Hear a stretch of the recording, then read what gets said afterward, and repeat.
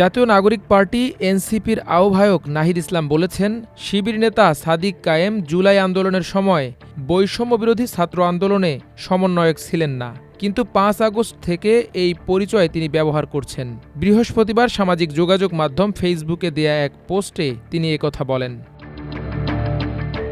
ওই পোস্টে নাহিদ লেখেন, অভ্যুত্থানে শিবিরের গুরুত্বপূর্ণ ভূমিকার কারণে সাদিক কায়ুমকে প্রেস ব্রিফিংয়ে বসার ব্যবস্থা করা হয়, কিন্তু সাদিক কায়ুমরা অভ্যুত্থান পরবর্তী সময়ে ঢালাও প্রচারণা করেছে এই অভ্যুত্থান ঢাবি শিবিরই নেতৃত্ব দিছে। আমরা সামনে শুধু পোস্টার ছিলাম। অভ্যুত্থানে শিবিরের ভূমিকা কেউ অস্বীকার করে নাই, কিন্তু এই অভ্যুত্থান শিবিরের একার নয়। শিবিরের ইনস্ট্রাকশন বা ডিরেকশনও হয় নাই। আমরা সব পক্ষের সঙ্গে যোগাযোগ করেই সিদ্ধান্ত নিতাম। আল জাজিরার অনুসন্ধানী সাংবাদিক জুলকারনাইন সায়েরের বিরুদ্ধে অভিযোগ তুলে এনসিপির আহ্বায়ক আরও লেখেন, ২রা আগস্ট ২০২৪ রাতে জুলকারনাইন সায়েররা একটা আর্মি কু করে সামরিক বাহিনীর এক অংশের হাতে ক্ষমতা দিতে চেয়েছিল। সায়ের গং ৫ আগস্টের পর বারবার চেষ্টা করেছে আমাদের বিরুদ্ধে পাল্টা নেতৃত্ব দাঁড় করাতে। সেক্ষেত্রে সাদিক কায়ুমদের ব্যবহার করেছে এবং তারাও ব্যবহৃত হয়েছে। নাহিদ ইসলামের এই স্ট্যাটাস নিয়ে সোশ্যাল মিডিয়ায় ব্যাপক আলোচনা সমালোচনার সৃষ্টি হয়। পরে নিজের ভেরিফাইড ফেসবুক পেজে দেয়া এক পোস্টে নাহিদের সেই অভিযোগের জবাব দেন সায়ের।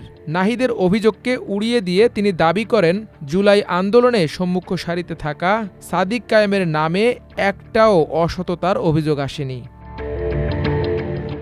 সায়ের লেখেন, জুলাই আন্দোলনের সম্মুখ সারিতে ছিল এবং ৫ আগস্ট ২০২৪-এর পর এখন পর্যন্ত যেই ছেলেটার নামে একটাও অসততার অভিযোগ আসেনি তার নাম আবু সাদিক। স্বাভাবিকভাবে তাকে এবং তার শুভানুধ্যায়ীদের নিয়ে অনেকে মুখরোচক চটকদার আলাপ তৈরি করবে, কিন্তু এসব আলাপ তৈরি করে কি নিজেদের গোপনতম সত্য লুকানো সম্ভব?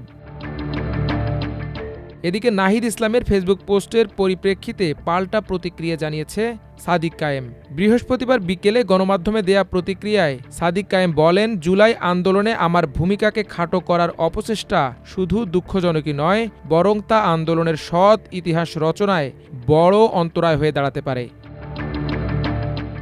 তিনি বলেন, আমি আমার যতগুলো বক্তব্য রেখেছি, আপনারা যদি ৫ আগস্টের পর সেগুলো দেখেন তাহলে দেখবেন আমি সব জায়গায় বলেছি, জুলাই বিপ্লবে যদি কোনো মাস্টার মাইন্ড থাকে, যদি কোনো নায়ক থাকে, তাহলে তারা হলেন আমাদের শহীদরা এবং আমাদের গাজীরা। তাদের আত্মত্যাগের মাধ্যমে আমরা একটি ফেসিবাদ মুক্ত বাংলাদেশ পেয়েছি।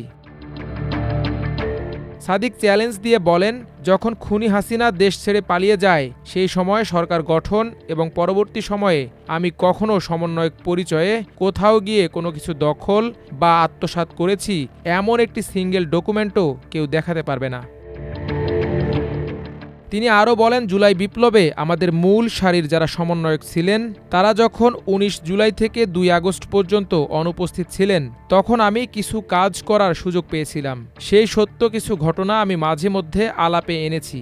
যখন ইন্টারনেট ব্ল্যাকআউট হয়, কারফিউ জারি হয়, তখন সব বিচ্ছিন্ন ছিল। সেই সময় ৯ দফা ফরমেশন, আমাদের দ্বিতীয় সারির সমন্বয়কদের সঙ্গে যোগাযোগ, তাদের সেফ হাউজে রাখার ব্যবস্থা, পাশাপাশি সব মিডিয়া হাউজে ৯ দফা পৌঁছে দেয়া, ১৯ জুলাই থেকে ১ আগস্ট পর্যন্ত প্রতিদিনের কর্মসূচি প্রণয়ন এবং দেশি বিদেশি অসংখ্য অংশীজনের সঙ্গে আলোচনা এসব করেছি। সাদিক আরও বলেন, এ ঘটনাগুলো যদি জাতির সামনে না আসে তাহলে ঐতিহাসিক বিকৃতি তৈরি হবে। এমন হাজারো ঘটনা রয়েছে যার মধ্যে কয়েকটি আমরা জানি। ইতিহাসের দায় থেকে আমরা আশা করব জাতি সবকিছু জানবে। ৫ আগস্টের পর দেখা গেছে যারা গুরুত্বপূর্ণ সময় ১৯ জুলাই থেকে ২ আগস্ট পর্যন্ত অনেকে গুমের নাটক করেছে, কেউ আত্মগোপনে ছিল, আবার কেউ আন্দোলন ম্যানেজ করে ক্যাম্পাস খোলার আন্দোলন করেছিল, তারা ৫ আগস্টের পর মহা বিপ্লবী হয়ে উঠেছে। শিবিরের এই নেতা বলেন, ৫ আগস্টের পর থেকে সেপ্টেম্বর অক্টোবর জুড়ে আমরা আমাদের আহত ও শহীদ পরিবারের সদস্যদের সঙ্গে দেখা করেছি, তাদের চিকিৎসার ব্যবস্থা করেছি, কিন্তু একই সময়ে যারা সমন্বয়ক পরিচয়ে ছিল তাদের দেখেছি দখলদারিত্ব নিয়ে ব্যস্ত। ৫ আগস্ট যেটা বলা হচ্ছে তখন সব অংশীজনের সঙ্গে আমরা আলোচনা করেছি। সায়ের ভাইও সেখানে ছিলেন। আমি মাহফুজ আলমকে বলেছিলাম সরকার গঠনের রূপরেখা কি হবে যখন হাসিনা পালাবে।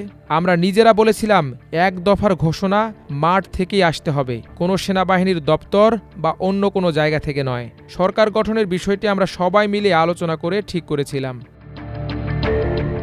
তিনি বলেন, এখন এভাবে দোষারোপ করা, ভিত্তিহীন কথা বলা, যখন আমাদের মূল সারির কিছু যোদ্ধা তা করছেন তখন তা আমাদের ব্যথিত করে। আমরা আশা করব তারা যেহেতু এখন দায়িত্বশীল অবস্থানে আছেন তারা দায়িত্বশীল আচরণ করবেন।